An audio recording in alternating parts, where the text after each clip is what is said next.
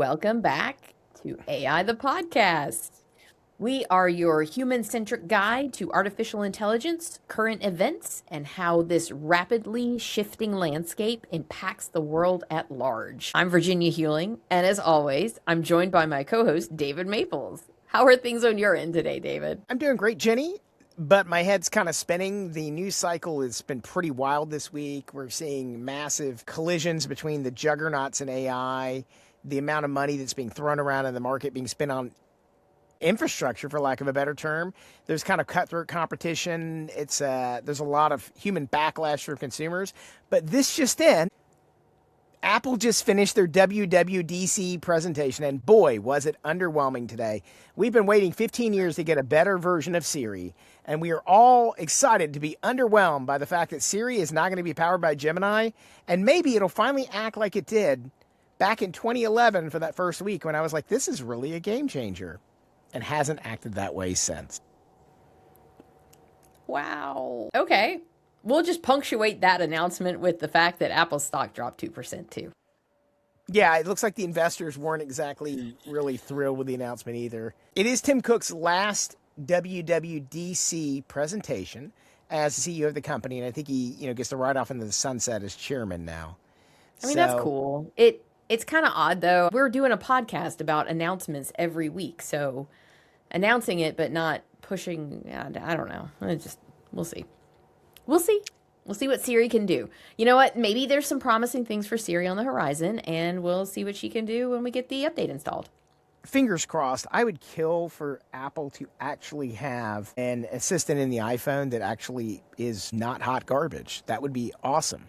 I am looking forward to the day when I can say, this is awesome, I love Siri, but I don't think I'm going to hold my breath. I think I've been excited like 20 times about this, and it's just like, it's like your parents promising you a pony, and you never get one. Well, I don't know. Apple has been kind of behind the 8 ball with a lot of this AI race. So it's interesting to see how they're going to adapt to it. Are they just going to continue I don't to do know, hardware? Man. I'm going to take the under on that. I think Apple has been really brilliant about this. And we're going to be talking about infrastructure spend out today.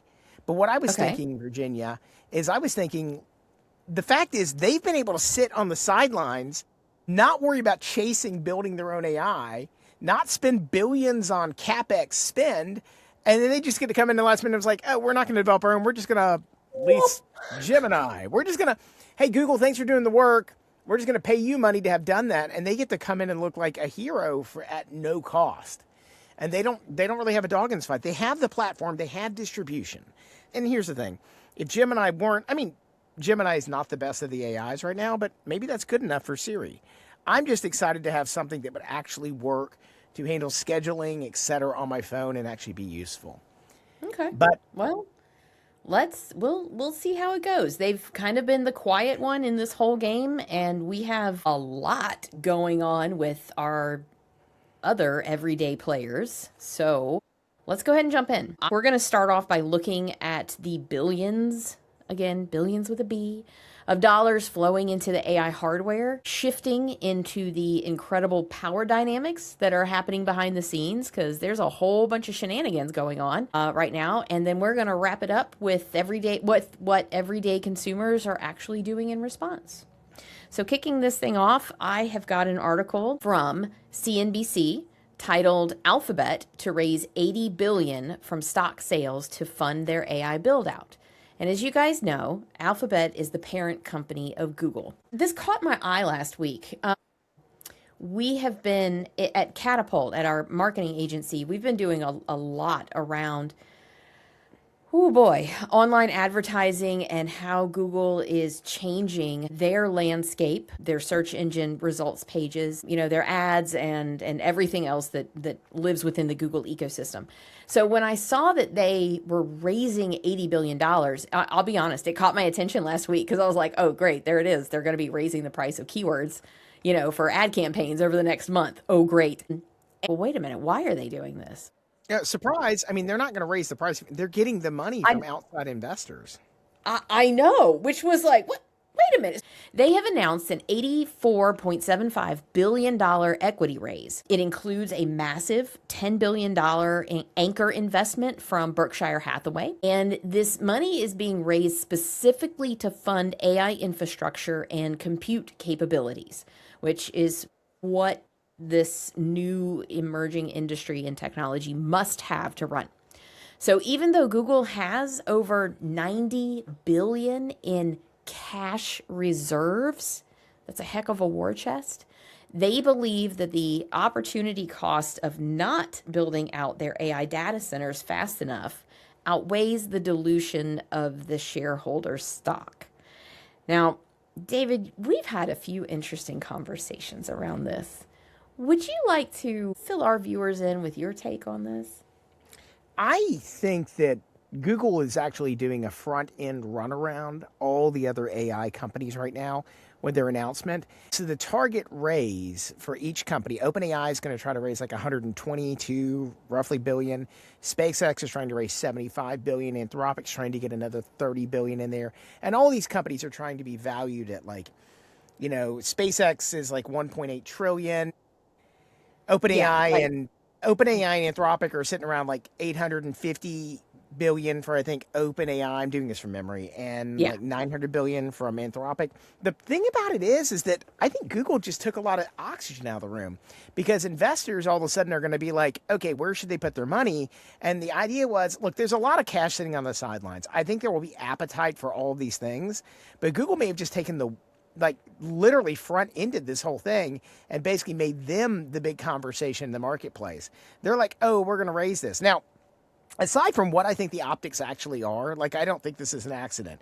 And by the way, Berkshire Hathaway has traditionally been kind of a conservative investing platform, very secure returns for years and years. I think they've got a narrative that's different. So OpenAI and Anthropic, and SpaceX, I think, is a nothing burger as far as AI goes right now. Google is making the play right now of, you could say they just need the money because they need the money to do the infrastructure build out. But Google's sitting on $90 billion in cash, right? Why are you doing a stock raise? I think they're doing a stock raise to suck the oxygen out of the room. Wait, before you get into the argument of it, explain what that means for maybe perhaps those of us who aren't as into the stock market. And Okay. So right now, a lot of investors have been thinking about like, okay, which company to back? Do you back one of them? Who do you think the winner is going to be? Are OpenAI and Anthropic both going to win? But do you want a piece of SpaceX? They have the really big space narrative, and they kind of have this secondary robotic thing. yeah, we're going to go to Mars and colonize. It's going to be amazing. Well, Yeah. but it's about XAI because of the total addressable market, what they call a TAM for SpaceX, which they say is like 28 trillion. Of their whole perspectives, 26 trillion of it is AI plays, maybe data centers. It's a whole bunch of stuff in there, right? Now, here's the thing. If you've got a limited amount of money, do you split the baby and invest in all three companies? Do you invest in one? What if there's only $100 to invest total? Do you put it all into one company? Because, the reality is there's only so many dollars sitting on the sideline to invest. Now, in theory, you could say there's trillions of dollars sitting on the sideline that have been waiting for these IPOs, and they're going to go into those, right? But the reality of it is what Google just did is before anybody else hits the market, they may be taking a lot of the investor sentiment. So all of a sudden they confuse the market. So now you're like, oh, wait, crap. We also could look at investing in Google as well. Or does that change where my investment portfolio? Maybe you say I back Anthropic and Google and maybe a little bit goes into SpaceX, but I don't put any into OpenAI. And regardless, Google gets to come in and say, well, look, no matter what you think, we still have an underlying profitable business. OpenAI and Anthropic just have this AI thing. And if they don't go anywhere with that, they go to zero. And so does your investment. Let me see if I get this right. So is Google raising money to take away from some of the other competitors? I think it's a very plausible argument. You could say they were spiking the ball right now. I think you could make that argument. Now, if you don't buy that argument, because that may not be true, then Sure. then the other argument on this is, man, a lot of money needs to be raised for these different pieces. And Google wants to build out these AI data centers but they're not using their own cash reserves. So that makes you wonder, what are Why they would holding they? that 90 billion in reserves for? Well, but why would they? I mean, they can raise money, they can show a return on that investment, and they can make a profit with it. So they're less risky in some ways. Yeah, it's interesting right now. We don't know the answer to this right now. I think the timing on this is not accidental. Anthropic announced their IPO just over a week ago, and then Google announces they're raising $85 billion dollars, and Berkshire Hathaway backs us. I think Google's got very smart people over there, and they're doing this to literally kind of throw sand in the game of everybody else. That's at least what I'm thinking. I could be wrong. It kind of sounds like Game of Thrones, but on a business scale. I don't think that we're going to see what's really going on with this stuff until much later in time. I like your Game of Thrones analogy, and I think Google is playing the role of Peter Baelish right now of Littlefinger. Ooh, That's chaos exactly is a what they're ladder. doing. Yeah, absolutely. Chaos is a ladder, and they're going to use it to climb over the corpses of everybody else. And I could be wrong about this, but that's kind of how it feels. And if it's not, the timing is just extraordinarily convenient. How does this matter to small, medium business owners? Right. Where's the impact? I think the question of it really is that, look, we've said for a few episodes now that the day, and I've talked about it on my podcast, The Buck Stops Here. If you'd like to go check that out, I have a whole series on AI that kind of deep dive into how to do this. But I think there's a few things. I think you need to be very aware of vendor lock-in right now. As big technology, these large cap companies are going all in on this proprietary infrastructure. I think avoiding dependence on any one single vendor's ecosystem is critical for long-term survival, because the rates on all these things are going to go way, way, way, way up. I just was reading the numbers. A Claude Code Max subscription right now, which is $200 a month. For people who are hitting the caps on that and using all of it, that is basically between $5,000 and $11,000 in compute costs based on their API numbers right now. So for anybody enjoying that $200 a month subscription, later this year, coming to a theater near you, that subscription is probably going to be $2,000 or $5,000 a month. Oh my God. I think there are massive questions about what that looks like. What does it look like? Okay. Oh my God. I'm sorry. At some point, you just have to ask, like, are we just building an entire industry to move everything to and everybody to, and everybody's going through all this chaos just to get there in order for them to turn around and say, thanks for playing. The first one was free, and now it's $5,000 a month for you to use this thing that we forced? Like, if you look at the narrative on token spend right now, there's a massive. Where are we going with this? Well, look, this is it's the subsidy thing. It's what Uber Eats was, and DoorDash 10 years ago, and Uber. The idea was it was all subsidized by venture capital, and now we're looking at a situation where things are going to get much more expensive, because that buffet, the all-you-can-eat buffet lunch, is coming to an end, and it's now going to be very expensive. There's a question about enterprise lock-in. Like right now, that looks like one of the reasons they're trying to get enterprise lock-in, so you can't just necessarily change. Right now, the Chinese models are eating up a lot of the compute in the market. They're much, much cheaper. In some cases, they're 100 times cheaper than what's coming out of the major labs. And the AI is not as good, but there's an argument to be made. There's like, do you need PhD level intelligence on the things you're doing in your company? So I think the big thing is people need to watch their budgets very closely right now.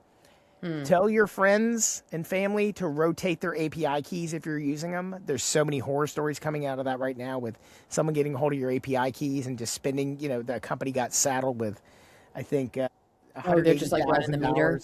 Yeah, it's a lot of people. Oh my gosh. Yep. I mean, we're rotating all of ours right now at Catapult.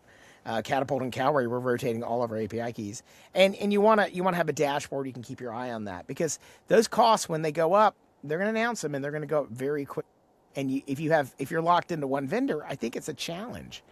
Yeah. I think even if you don't buy that narrative, and you don't buy my argument about Google doing an in run around or whatever it is, at the very least, if you take them at face value, then you could say that AI, there's a limited amount of compute, and we're going to talk more about that.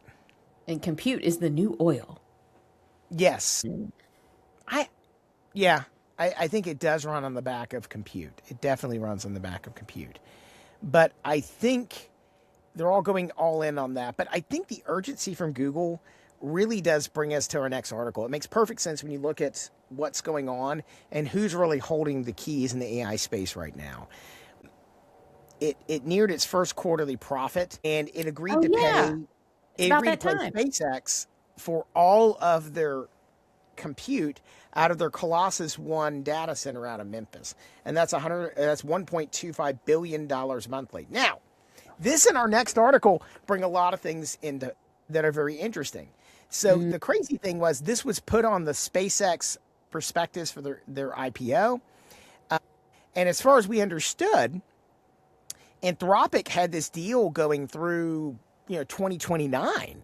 I mean, it's for years, and it was a big deal because Anthropic, there's a lot of appetite for to use their models for their very good AIs. They've got the enterprise market kind of on lockdown right now, and they want to use that. But one of the challenges they'd run into, and in fact, one of the conspiracy theories in the market was that the reason they didn't release Mythos was not because it could hack everything, but because they didn't just have the infrastructure and compute to support it if you rolled out to everybody. That's kind of the conspiracy theory. mm. I don't buy that one necessarily, but that is, I've heard that thrown around. And so the reality of it is that SpaceX gets to come in and say, "Wow, you're going to pay us 1.25 billion for the compute in Colossus One," which is amazing because they spent 10 billion to Yeah, build that data that's a center. win-win for everybody. SpaceX needs the money. Anthropic needs the compute. So Well, SpaceX supposedly the Colossus data centers, Grok Grok's not nobody's favorite. It's not a nobody likes bad Grok. model. Nobody It's nobody likes it's Grok. It's well, they kind of were like only that. supposedly using 11% of the data capacity at those centers. So they had a whole Yeah, bunch of stuff just sitting there, and Grok's the they weird looked right cousin we for all kind of Anthropic. avoid. Well, I think what is really interesting is that SpaceX has come out and, you know, they now are a major player in cloud computing. But here's the thing. I don't think it hurts anybody in the space. I don't think that, you look at them as being compared to AWS, that's Amazon, or Azure, which is Microsoft. I don't think it's really a problem for any of them because there is basically unlimited appetite for this compute.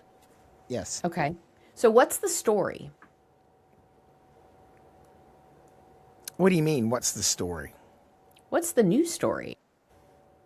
The news story is this is a big deal. It was a massive deal for Anthropic to link that up because Anthropic did not have the compute they needed to support to Yep. roll out anything they're trying to do. They needed Yep. this. SpaceX kind of threw them a lifeline, and it's going to cost them a little bit over $1 billion a month for this. But Anthropic needed it. Make no bones about it. They didn't have the capacity. Anthropic did not build out the amount of servers and secure a whole bunch of data processing. And Anthropic's been robbing Peter to pay Paul, whatever it is. Over the past 6 months, Anthropic's been kind of cobbling together compute from any place they could get.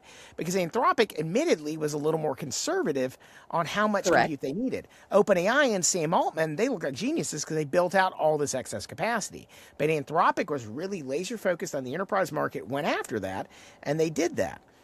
They had this agreement until 2029, you said? Yes, that's what was reported, this 2029. Cool. Yeah. Now what happened? Elon walked that back. He said the agreement was only a 6 month, like temporary short term lease and with a 90-day cancellation, and it is not a locked multi-year contract. Musk is saying there's No, no, extreme no. We're not exclusive, baby. No, no, no. well, Musk is saying there's an extreme scarcity of AI compute. And I think Musk also has to thread a needle narrative on this too, because are they abandoning Grok? Because remember, your whole thing about SpaceX and AI is of your valuation for SpaceX, that $28 trillion addressable market, TAM, total addressable market, 26 trillion of it is AI related. So if you're abandoning Grok, that's a problem. So I think they probably did have to walk this back for a couple of reasons. But the reality is nobody mentioned a 6 month lease in your prospectus. Because Yeah. that is important. That is germane to the conversation because you go out and you announce this thing and you're like, oh, we have 1.25 billion. That means through 2029, that's a $45 billion agreement you just inked. That's massive revenues. Oh no, it's only for 6 months, so it might only be 6 or 7 billion. That is Now, very important to the conversation. Musk cited the extreme scarcity of AI compute as the reason that SpaceX wants to retain kind of that control over it, the flexibility over the hardware is I mean, at least he's putting forth that they might need this for the things that they're going to be developing. Regardless, here's the point that I want to make. Regardless of whatever is said, the reality and the hard facts on the ground is that if you have this, if you have access to this and your business is reliant on it and you are locked into it, and then somebody bigger than you decides that they need that compute, you're going to be seeing either pricing going up or less access to the compute cycles that you need to do what it is that you're building your entire career off of. I think you have to be very careful with it. It also could be Elon saying, like, maybe we signed a long-term deal that could be worth a lot more. Maybe it's not worth 1.25 billion a month. Maybe it's worth 3 billion a month in a year and a half, depending on how computed it is. Plus, you also have to make sure that people don't think you're abandoning Grok. But are you walking back an agreement that you had?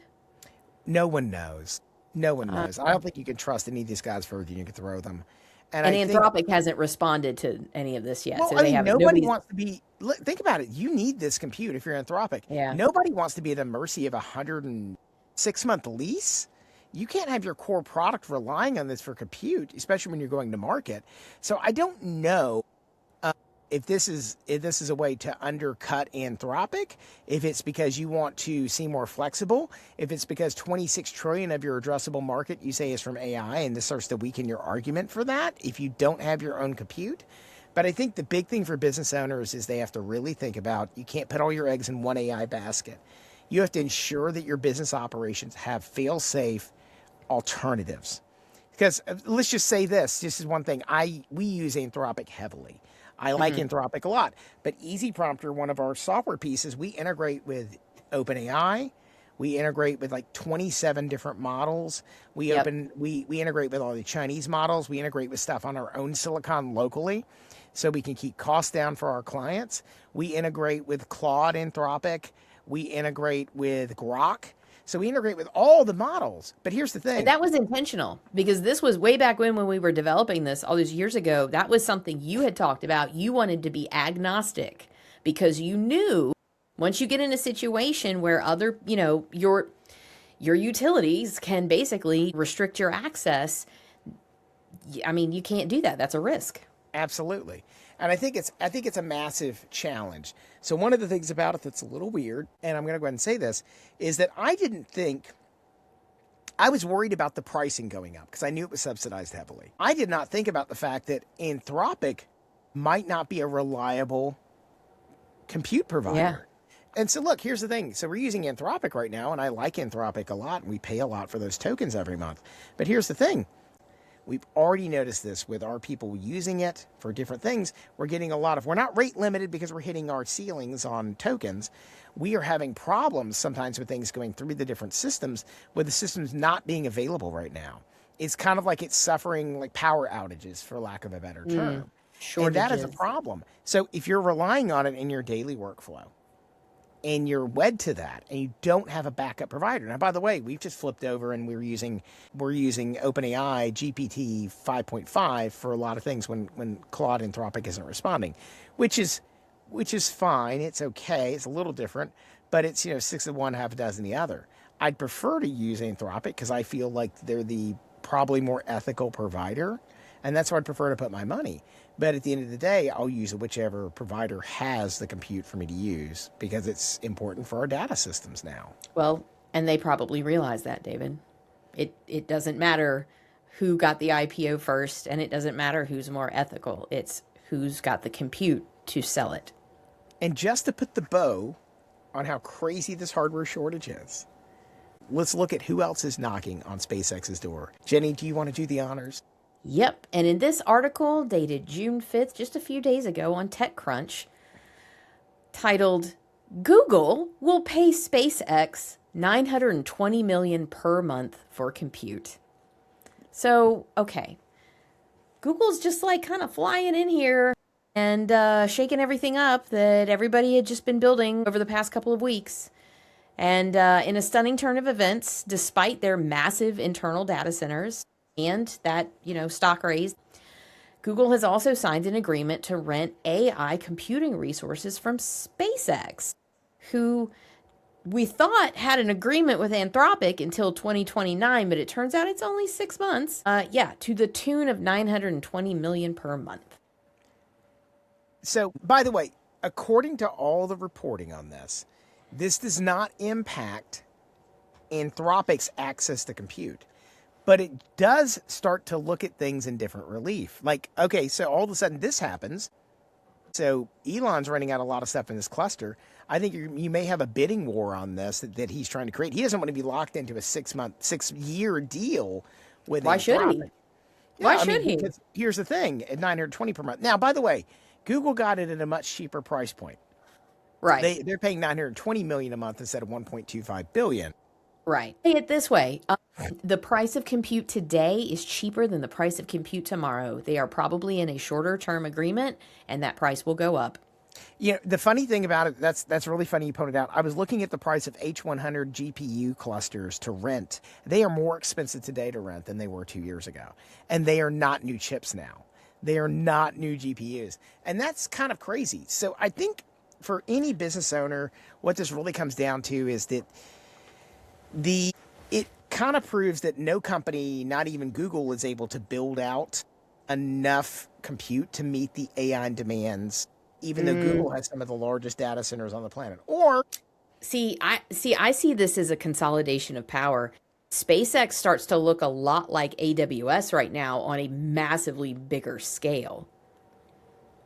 just a different scale. They have different clients. I think this is a consolidation of power kind of thing. SpaceX looks like it's stepping into that role that AWS played and really became such a huge provider of, internet hosting options, as well as everything else. Everything runs on AWS. So much so that when Black Friday takes everything down, everything kind of crashes every couple years. So is SpaceX trying to step into that role of saying, hey, we've got all the hardware, so if you guys want to play in this giant arena, you're going to go through us? I will say one thing about Elon and SpaceX. They have shown the ability, building that Colossus supercluster in Memphis, they did that faster than anybody thought possible by like a year. It's undeniable. It's an engineering feat. They did this really, really quickly. What I think you may find here is that maybe there's a whole other business for SpaceX in building out data centers for AI. If there's the capacity, if they could lock up people, if they can build one of these things like Colossus One for $10 billion, and they've shown the ability, they put that up in, I think, a matter of months. And most people in the look at it, they said, oh, this is like a 3-year project. And Elon's like, watch, hold my beer. I'll do this in 6 months. Yeah. I don't know. David, it's amazing they did that fast. is this the equivalent of setting up the general store in the gold rush to sell very much could be. pickaxes and shovels? Instead of being the gold miner, you want to sell the mining equipment. That's where you really do want to be. It's really kind of crazy. Okay, I got the data on it here. Colossus 1 was built in 122 days. Holy 4 months. wow. And that was expected to be like a 2-year project. So I don't know, man. It could be that Elon and his cowboys, like, they literally are able to do something. Elon, call me. No. But I mean, they built this super fast, and now they look like they're geniuses. They built it for $10 billion, and now they're renting it out. Like, if you can get $45 billion over the course of 5 years for something you spending 10 on it, and you put it up in 4 months, that's incredible. So I think they might be stepping into this particular space in the market. It's just, it's interesting, but I think what you do see is that there's market power happening, and it's possible that SpaceX may position themselves as, kind of part of the backbone for maybe both their independent labs and for legacy giants. I think it's interesting because maybe that 26 trillion in total addressable market, maybe they are going to go after, building out data centers, et cetera. I mean, they did it before. They could do it again. I think it's just really, really interesting. I think that's really kind of absolutely terrifying. I'm just going to play devil's advocate on this. We've talked a lot about data centers, and there's not a lot of transparent information coming out about how they affect the area and people surrounding them. And if you're Hmm. going to tell me you can put those up in 120 days before anybody has a chance to have any sort of discourse on it, then we as people are at a very real disadvantage to this. Well, I I understand the anti-data center sentiment. It's not A an lot of anti data center. Let me be clear on this. It's not. There is a profound lack of transparency about the effects and how these things operate. I don't have the details in front of me. I know there's some stuff coming out about that Memphis data center that has a lot to do with dirty water coming out of it and all kinds of stuff. So I'll go I dig that up. I think one of the But challenges is they put in a whole bunch of natural gas generators behind the meter, and they've been hugely polluting. I'm sorry to be the downer here. It is an amazing engineering feat and it is incredible scale to be able to put something that big together and be done with it in 120 days. But we're not talking about the other side of that, which is how did they do that and what is the dirty stuff that's going to come out from it? And the people in Memphis are going to have to reckon with. So I don't Well, know. Well, I'm sure I we'll think talk about it in a couple weeks. I think one of the challenges with all of these facts is that the United States is a very big place, and the NIMBY faction, which is the not in my backyard, I understand that, but they're just going to go down the street and build it somewhere else, I know. and that's I the know. reality. I think we do need federal regulation on this. We I, need some kind of I, national I'm not sure regulation. that we will get federal regulation on it. I don't think we will either. I would put that as not going to happen. And I do think that is a real challenge. So So moving, this does kind of lead to our next article talking about consumer backlash, which is it was an unintentional segue. well, so there is a lot of things that are happening, but one of the big challenges is there's this massive disconnect between Silicon Valley and consumers. And it's weird though. Will we don't really care. We don't want to see how the sausage gets made necessarily. Mm-hmm. We don't seem to really care as long as you get your things. Like we don't think about like what does Google have to do to power Google every day. We just want it to be convenient and we can Google and find a Sure. brand. Yes. Yes. Give But me my thing now. at Google I/O a couple weeks ago, they announced Google said, "The hell with consumers. We're going to give them AI whether they like it or not." We're And we're gonna shove the new playing field down your throat, whether you like it or not. absolutely. And they put AI in, they're kind of getting rid of the 10 blue links. They aren't, they're just pushing them way down the page.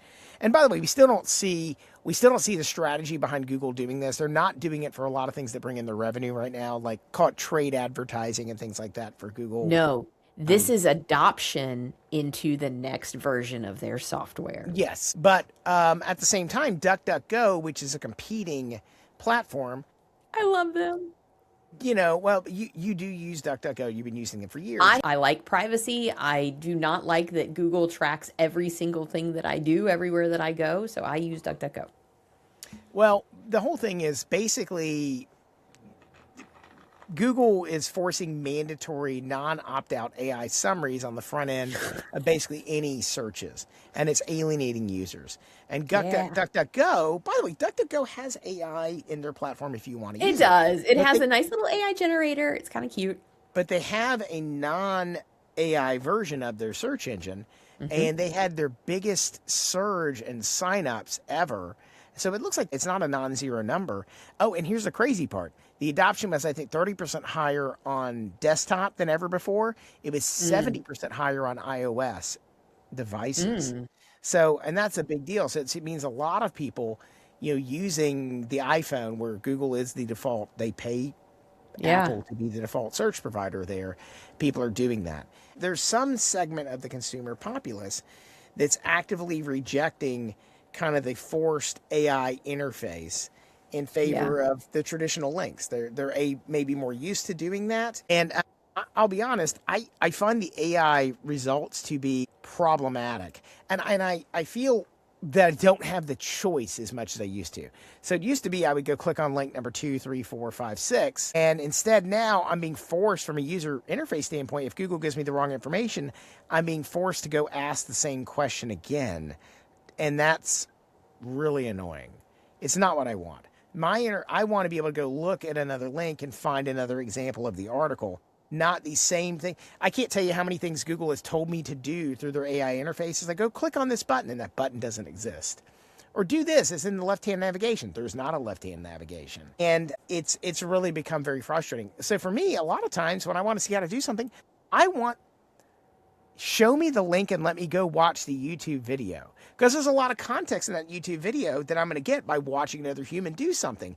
And by the way, you own YouTube.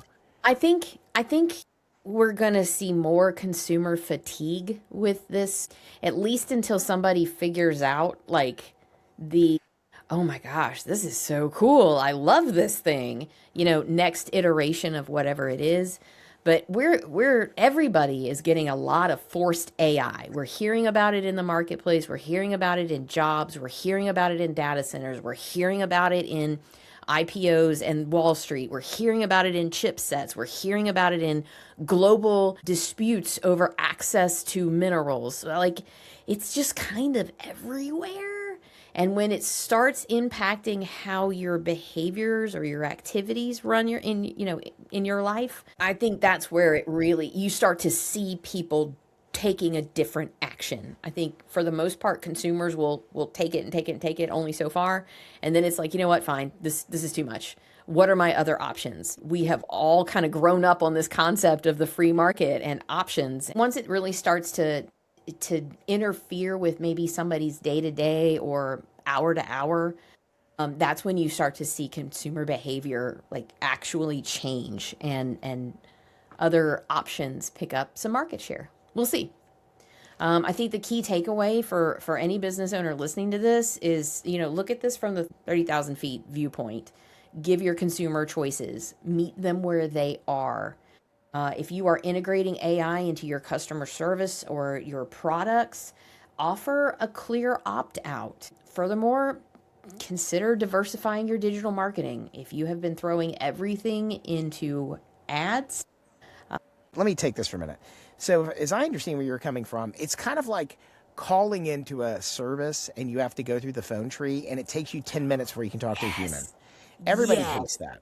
The challenge with it is the whole point of Google search was about getting me the answers quickly, accurately, and giving me control over where I got that information. Google's created, it's not a Faustian bargain anymore. It used to be a bargain where Google said, in exchange for me scraping and stealing all your information, I'm going to put these 10 blue links there. Google's like, I ain't got to do that no more because I'm not only a monopoly, but ain't nobody watching me do my stuff. So hold my beer. You ain't got no other place to go. You only can shop in my store, and I can charge you whatever I want and get in your way anytime I want. Maybe Google's new motto should be, just be a little evil. Actually, you know what? Wait a minute. All right, this is just a wild hair thought.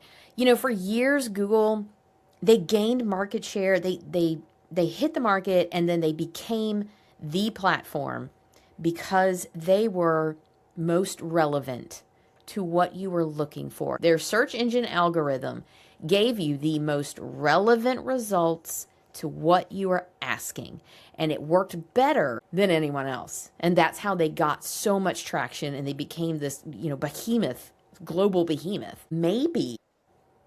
Now, these are very, very intelligent people. I don't think if they make a misstep, I don't think they're going to misstep for very long. But maybe when you suddenly have AI that can come from lots of places, the experience, when you can get relevant answers, your experience matters more. And so maybe for a short period of time, we might see some pushback on Google. I don't know. Time will tell. I think Google owns everything, and they're going to steal everybody's lunch money and beat them up and ask you to thank them for the privilege. I think that's what's going to happen. And that last point for me really hits home. I'm somebody who spends basically every day building the next generation of business workflows. It's really easy to kind of get caught up in the what's going on in Silicon Valley, the $1 trillion wars that are happening out there. But at the end of the day, the thing this last article really says is that if the consumer feels alienated, none of that really matters. You want to keep the human element the center of your AI strategy. You need to make sure that you're not automating the things that are important. I was just talking to some people who work for a therapy provider very recently. And we were talking about how they were trying to introduce AI into their system and whatever it is. And frankly, they need to keep it as far away from their operations as possible. not only for the legal standpoint, but for how it's going to make the consumers feel and how poorly it does the things. Why do we have a doctor reading the reports at all if they're just going to regurgitate what the AI said? Do we need the doctor at that point? The reality is you want the doctor to sit there and hold your hand. You want the person to tell you, like, hey, this is going to hurt a little bit, but it'll be okay. Machines don't care about you. I think this is a massive misstep by Google. So keep the humans at the center of whatever you're doing. Well said, David. The everyday landscape is changing rapidly, but trying to bridge these connections between these massive infrastructure spends and the boots on the ground consumer reality is how all of our businesses will survive and ultimately thrive in this era. In some ways, as the technology advances, we have to kind of go back to the human basics to keep those connections there. So we hope today's analysis of what's going on has given you a bit of a clearer picture of the playing field. And if you found today's episode valuable in navigating this landscape of artificial intelligence and how it's changing our world on a weekly basis, please hit that like button. Share this episode with a fellow business owner who needs to hear it, who's interested in AI, and make sure that you are subscribed so that you don't miss our weekly show breakdowns. Leave us a review and let us know how your business is handling these tech shifts. We love questions. I'm your host, Virginia Huling. And I'm the other host, David Maples. Thank you so much for tuning into AI the Podcast. Stay human-centric, and we'll see you next week. Y'all be good to each other. That's a wrap for this episode of AI the Podcast. To make sure you never miss an update on the future of tech and business, hit that like and subscribe button wherever you're listening right now. This show is made possible by the support of listeners like you. So if you want to help us grow this community, drop us a 5-star rating. Thanks for listening, and we'll catch you on the next one.